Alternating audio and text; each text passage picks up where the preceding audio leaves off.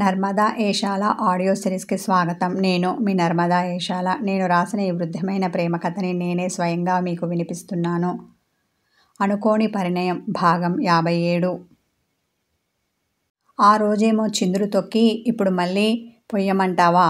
అప్పుడు ఆ ఉరివి వేరు, ఇప్పుడున్న ఈ ఉరివి వేరు. చెప్తా నీ పని. జీవితంలో మళ్ళీ నన్ను స్నానం పొయ్యమని అడగకుండా చేస్తాను మనసులో అనుకొని ఒక కన్నింగ్ స్మైల్ ఇచ్చి ఆ గదిలో నుండి బయటికి వచ్చింది ఉరివి. ఈయన గారికి ఒంట్లో బాగా తిమ్మిరిగా ఉన్నట్టుంది. ఏదేదో మాట్లాడుతున్నారు. ఇంతవరకు ఈయన నోటికి దూల మాత్రమే ఉంది అనుకున్నాను. కానీ ఇప్పుడు అది ఒంటికి పాకినట్టుంది. అందుకే పిచ్చి పనులన్నీ చేస్తున్నారు. ఆయన నోటితో పాటు ఒంటి దూల తీరేలా ఏదో ఒకటి చెయ్యాలి కచ్చాగా అనుకున్న ఆమె, అప్పుడే ఈయన నాతో ఇలాంటి వెధవేషాలు ఇక ముందు వేయకుండా ఉంటారు. నాతో తన పర్సనల్ పనులు చేయించుకోకుండా ఉంటారు అనుకున్న ఉరివి రుసరుసలాడుతూ వంటింట్లోకి వచ్చి కబోర్డ్ ఓపెన్ చేసింది. అక్కడ ఉన్న డబ్బాలన్నింటినీ పరిశీలనగా చూసి అందులో నుండి చక్కెర డబ్బా తీసి చేత్తో పట్టుకొని నీళ్ళల్లో చక్కెర కలిపేస్తే అని ఆలోచిస్తూ బుగ్గన వేలేసుకుంది. ఏంటి ఇప్పుడు నువ్వు ఈ చక్కెర పాకంతో నీ మొగుడికి అభిషేకం చేస్తావా? అక్కడ ఉన్నది దేవుడు కాదమ్మా, నీ మొగుడు. వట్టి రాక్షస స్వభావం కలవాడు. నీది బ్యాడ్ ఐడియా. ఇది అక్కడ పెట్టే అని ఆమెలోని ఇన్నర్ వాయిస్ ఆమెను మందలించింది. అది నిజమేలే అనుకొని దాని పక్కనే ఉన్న ఉప్పు డబ్బా చేతిలోకి తీసుకుంది. పోనీ ఇది కలిపితే ఎలా ఉంటుంది అంటావు అని తన ఇన్నర్ వాయిస్ని అంటే అంతరాత్మని అడిగింది ఉరివి. నీ ముఖంలా ఉంటుంది. ఇప్పుడు నువ్వు దీంతో స్నానం పోస్తే అతనికేమీ ఫరక్ పడదు. సముద్ర స్నానం చేశాను అనుకుంటారు తప్ప అతనికి వచ్చే నష్టమేమీ లేదు. ఉరివి నెత్తిమీద ఒక్కటి పీకింది ఆమె అంతరాత్మ. ఈ మధ్య ఏదైనా దాంతో చెప్పుకోవడం ఆమెకు అలవాటైంది. ఇప్పుడు అదే పని చేస్తోంది.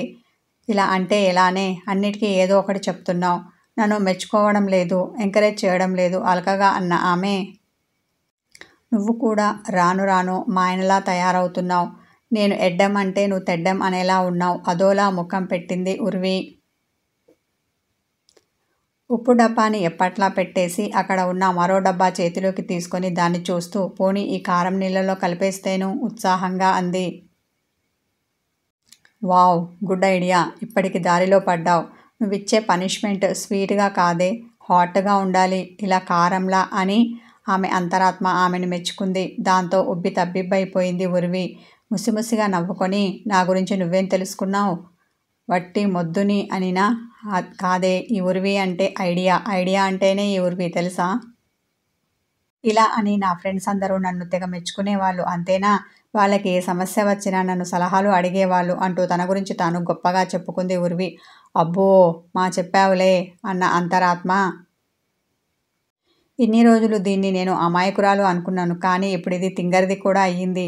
అంతా సహవాస దోషం అనుకుంటా. ఆ మెంటల్ మేగుతో ఉంటుంది కదా, అందుకే ఇలా గొప్పలకు పోయి అవి నాకే చెప్తోంది చూడు. మూతి ముడిచిన అంతరాత్మ నాకెందుకులే అని జంప్ అయింది.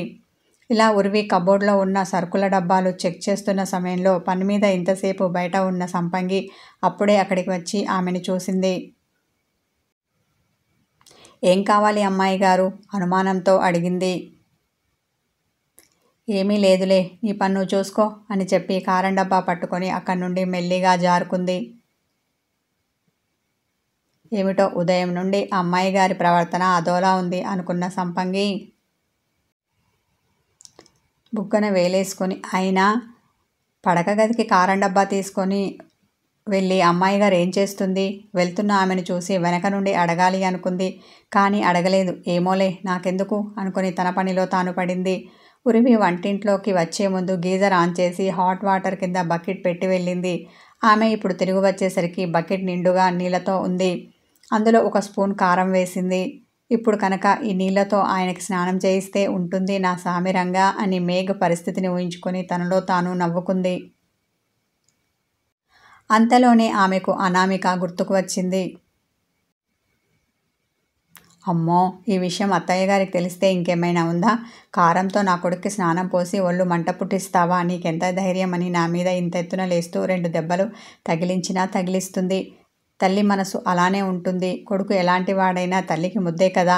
ఇలా చేయడం కరెక్ట్ కాదేమో అని ఆ కారం డబ్బాని చేతిలో అలాగే పట్టుకొని ఆలోచనలో మునిగింది ఉర్వి.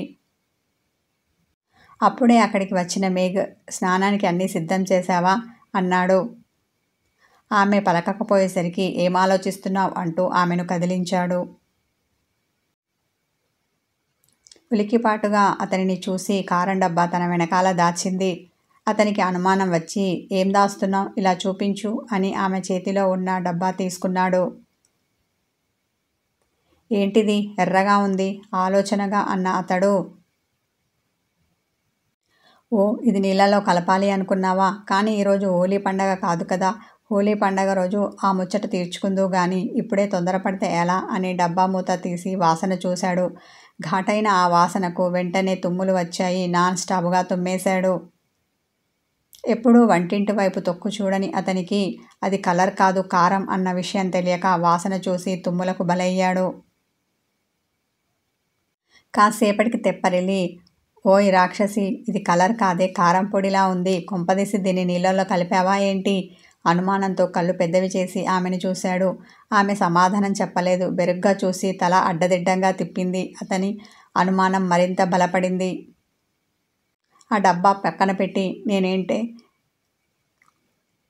ఎంత కోపం ఉంటే మాత్రం ఇలా కారం నీళ్ళతో స్నానం పోస్తావా అని ఆమె మీదికి వచ్చాడు.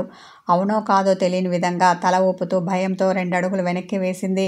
గోడ తగలడంతో వెళ్ళడానికి ప్లేస్ లేక గోడకు అతుక్కుపోయింది. ఆమెను అలాగే సూటిగా కోపంగా చూశాడు. నేనేం చెయ్యకుండానే ఇలా దొరికిపోయానేంటి? గజగజ వణికింది ఉర్వి. ఆమె భయపడ్డం ఆమె కళ్ళల్లో తెలుస్తుంటే పెద్దగా నవ్వేశాడు మేఘ్. తిడతాడేమో అనుకుంటే నవ్వుతున్నాడేంటి? ఆమె విస్మయంతో అతన్ని చూసింది.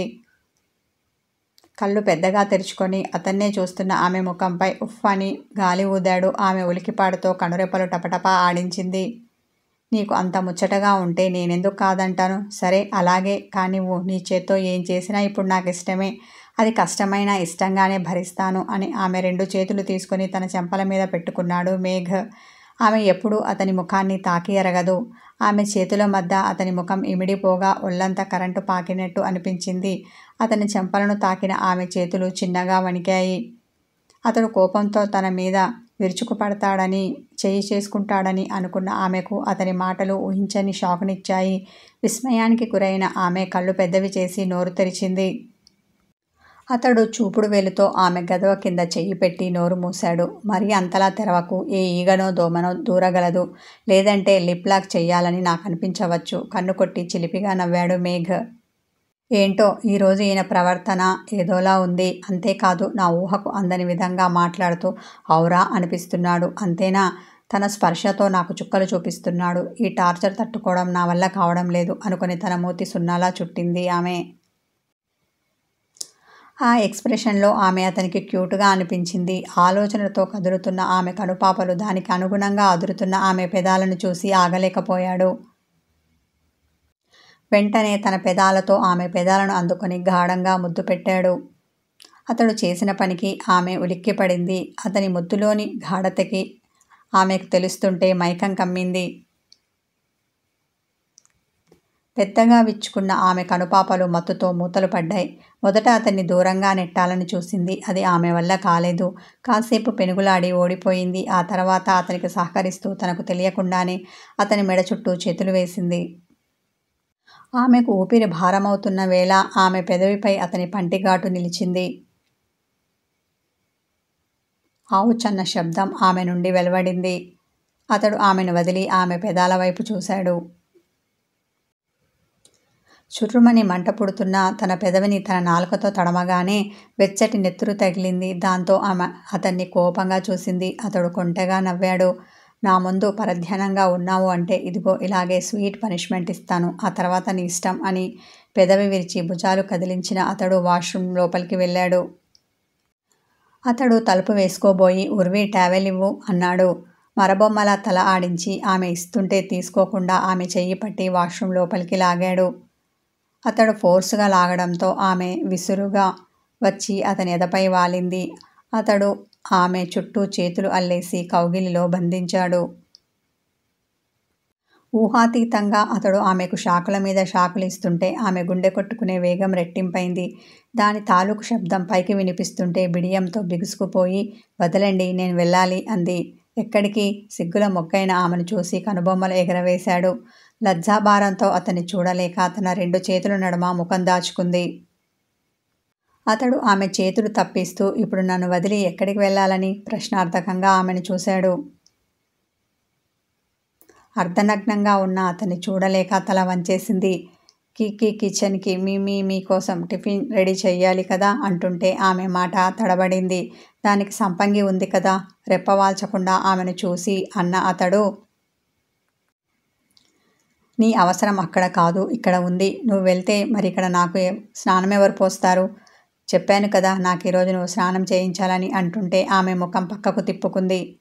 ఆమె అలా చేసేసరికి అతని ఈగో హట్ అయింది. మంచిగా చెప్తుంటే ఎక్కువ చేస్తున్నావు అని ఆమె ముఖాన్ని తన వైపు తిప్పుకున్నాడు. ఎందుకు ఈరోజు మీరు కొత్తగా ప్రవర్తిస్తున్నారు? ఆమె గొంతు గద్గదమవ్వగా ఆమె కళ్ళల్లో కన్నీళ్లు చిప్పిల్లాయి. నేనా? లేదే, ఇంతకుముందు ఎలా ఉన్నానో అలాగే ఉన్నాను పెదవి విరుపుతో అన్న అతడు. కాకుంటే చిన్న చేంజ్ అంతే. అప్పుడు నువ్వు నాకు ఇష్టం లేకున్నా ఈ పనులన్నీ చేసేదానివి. ఇప్పుడు నేను ఇష్టపడి చేయమంటున్నాను. దానికి ఎందుకలా ముఖం తిప్పుకుంటున్నావు? ఇదంతా నీకు ఇష్టమే కదా. ఇప్పుడు నేను చెయ్యమన్నది ఇంతకుముందు నువ్వు చేసిందే కదా. ఇందులో కొత్తేముంది? నాలో వచ్చిన మార్పేముంది? కోపంతో కాకుండా కూల్గా అన్న అతడు ఆమెను సూటిగా చూశాడు. అతని చూపులు ఆమెకు గుచ్చుకుంటుంటే అది చేతులు నలుపుకుంటూ చిన్నగా నసిగింది. నువ్వు చెప్పాలి అనుకున్నది చెప్పేసేయ్, అంతేకాని ఇలా నసపెట్టకు చిరాకు పడ్డాడు మేఘ్. అప్పుడంటే నాకు నీ మీద మాటని పూర్తి చేయడానికి భయపడి గుటికెలు మింగింది. అప్పుడు నా మీద? స్పీక్ అవుట్ అని బేస్ వాయిస్తో అన్నాడు. అప్పటికే అతని కనుబొమ్మలు ముడిపడిపోగా అతని దవడ కండరాలు గట్టిగా బిగుసుకున్నాయి. తన విషయంలో ఎవరు నో చెప్పినా, తన అభిష్టానికి వ్యతిరేకంగా మాట్లాడినా ఇష్టపడని మేఘ్ ఉరివి చెప్పేది విని తట్టుకోగలడా? ఇంతకీ ఆమె ఏం చెప్పాలనుకుంది? అతనంటే ప్రేమ లేదనినా, ఉన్నా అతని ప్రవర్తనతో అది బ్రోకెన్ హార్ట్ అయిందనినా? ఆమె ఏం చెప్పినా అతని రియాక్షన్ మాత్రం గట్టిగానే ఉంటుంది.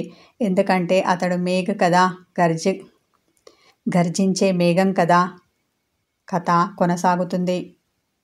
హాయ్ వ్యూవర్స్, మీరు అడిగినట్టు ఇక మీదట ఎపిసోడ్స్ అన్నీ క్యూట్గానే ఉంటాయి. నేను దీంతో పాటు ఇస్తున్న తడియారని బంధం అనుబంధం ఇంకా శ్రీవారి ముచ్చట్లు స్టోరీ వీడియోలను కూడా చూసేసి మంచి కామెంట్ పెట్టండి. నచ్చితే లైక్ చేయండి, హైప్ చేయండి. నా ఛానల్ని సబ్స్క్రైబ్ చేసుకొని వాళ్ళు ఉంటే వెంటనే సబ్స్క్రైబ్ చేసుకోండి. Thank you.